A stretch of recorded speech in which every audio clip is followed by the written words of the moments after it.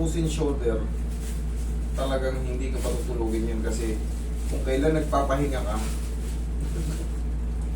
yung kirot niya, talagang hindi ka makakatulog. At saka ano sir, ito parang ugat ko umurong, tapos lagi malamig ko.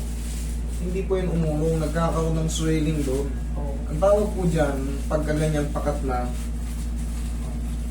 adhesive capsulitis. Ano yung adhesive capsulitis? Namamaga, nakapakat.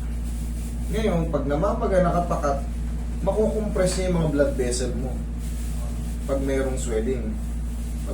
Siyempre, pag nag-swell, nakukompress nga yung ano, lalamig talaga yan kasi yung bloodstream or yung blood circulation napipigilan.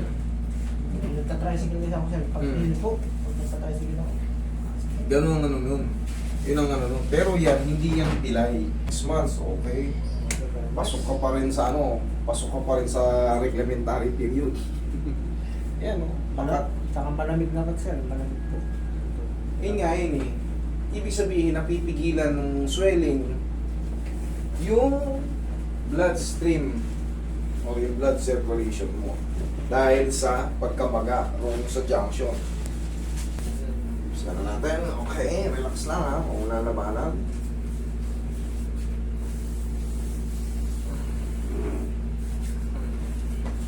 Okay, kaya? Ako. Damay na rin natin itong kabila. Masakit lang. Ganito lang gagawin niya, sir. Ganyan lang. Sana makayanan mo yung ganon. Ako. Okay?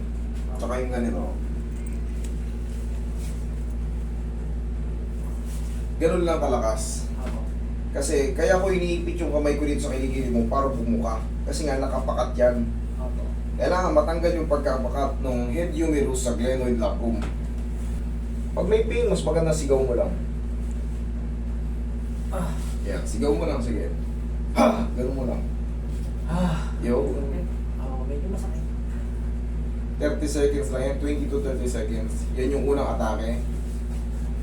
Ibinuka ko lang, tapos pahinga para, syempre, kung sakali man mababa ang pain tolerance mo, hindi dire-diretso yung sakit para mahimatay ka. Okay ka lang, bossing? Opo. Okay. O, tata. Pamay. Okay, relax lang. Ah. Sigaw. Yan ang isa, tapos isa na lang. Okay na? Okay ka lang? Huwag mo lalabanan. Ah! Thank you. Sakit. Ah.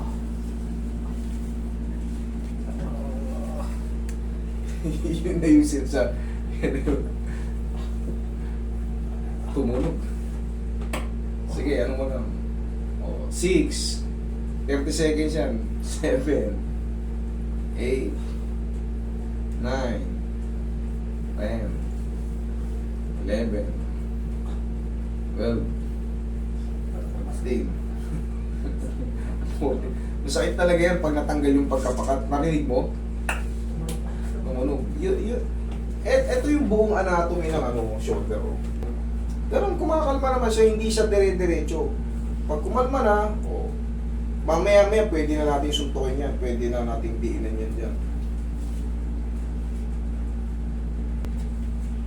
Kaya naman. Kaya. O, yung pa ganito. Kaya na. Kaya, sigurado. O, yung ganyan. Kaya na. Kaya. Balik-balik lang yan. Ganyan lang, oh. Habang naglalakad ka, sa umaga, o kahit sa tanghali, para ka na naglalaro. Yan lang. Pagka feeling mo, konting-konti lang yung pain, medyo lakasan mo. Para mas mabilis yung ano. Ngayon, ang gagawin natin dyan, ganitong observation ko dyan eh. Pag 3 weeks, hindi pa rin nawala, tsaka lang tayo mag-second session. Pero kung wala na, huwag na tayo mag-second session. Okay? Tapos, di ba, after mo magagawin yan, ganitong huli, ganito pinakahuli, ganito ka. Sige. 1, kunti na lang ito, no? Okay. 1, 2, 3. Baba. Kunti na lang ito, nandito no. Nandito na yung ano. Ito yung patayo, yan, patayo. Sige. Okay, lapit pa. 1, 2, 3. Ito na idol, oh. Kunti na lang. Tapos, syempre, after mo palagi mag-exercise, tulungan mo ng haplos ng pao. Okay? Yan ang pampakalma ng mga muscle na na-irritate. Okay? Apo. Sige, higa mo ngayon, patagilid. Oo. Di ba? Okay na. Okay, upo ka. Di ba? Oo. Ayan, konting-konti na lang. Tapos, within 3 weeks, after 3 weeks, kaya ganyan-ganyan mo, pag meron pa, tsaka na tayo mag-second session. Pero kung wala na, Apo. huwag na. Okay? Thank you.